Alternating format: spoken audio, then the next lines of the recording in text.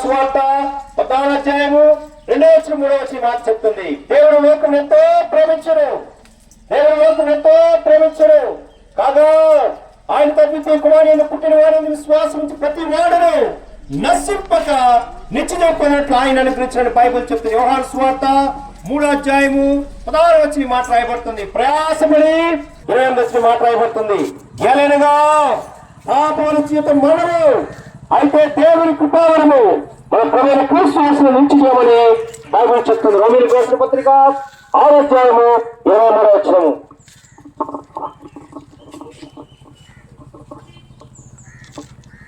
ప్రియమైన కొనుగోలు వాస్తవులారా, ప్రభువైన యేసు క్రీస్తు వారి శ్రేష్టమైన నామములో మరొకసారి మీ మధ్యకు వచ్చి ఉంటున్నాం.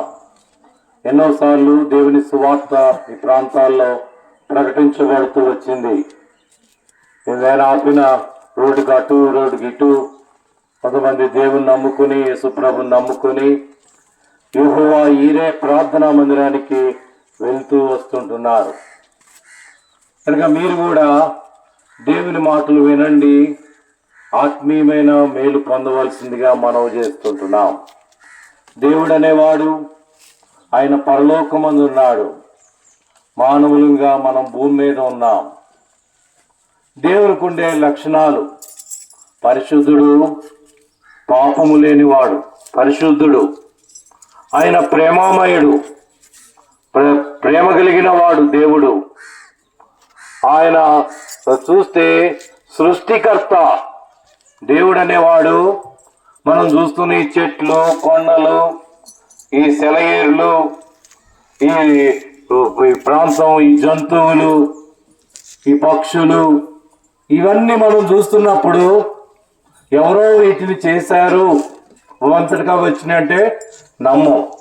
ఇల్లు అదంతటిగా ఇక్కడికి వచ్చి పడిందండి, మేము దాంట్లో ఉంటున్నామంటే ఒప్పుకోరు. అలాగే ఈ సర్వ సృష్టిని చేసిన వ్యక్తి ఒకరున్నారు, ఆయనే దేవాది దేవుడు. ఆ దేవునికి ఉండే లక్షణాలు, పరిశుద్ధమైన వాడు, పాపము లేనివాడు, కనుక పరిశుద్ధుడు అని పిలువబడుతున్నాడు.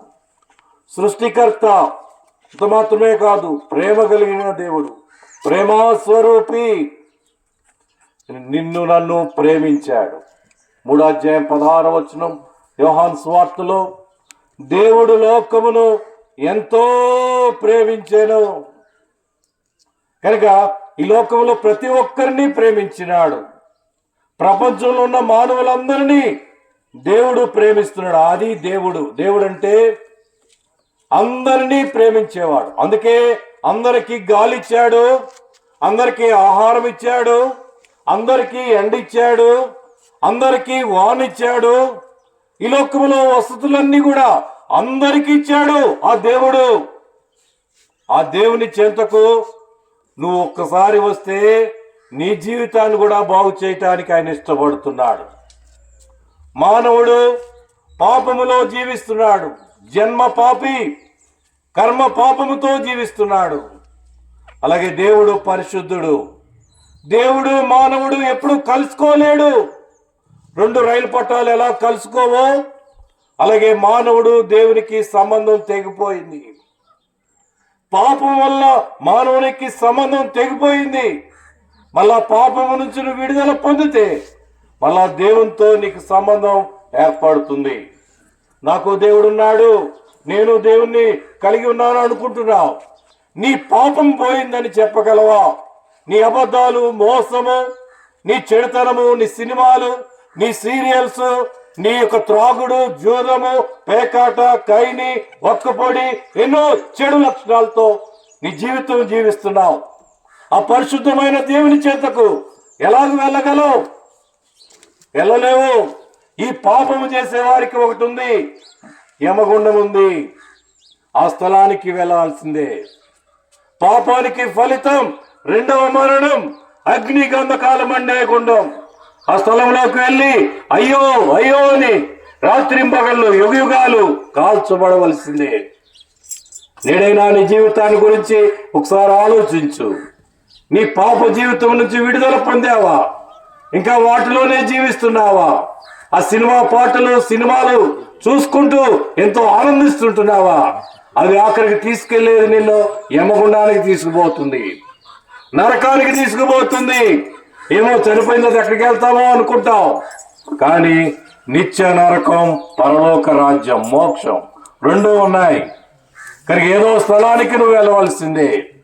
కనుక ఈ లోకంలో నీ దీపం ఉండగానే నీ జీవితాన్ని చక్కబెట్టుకో.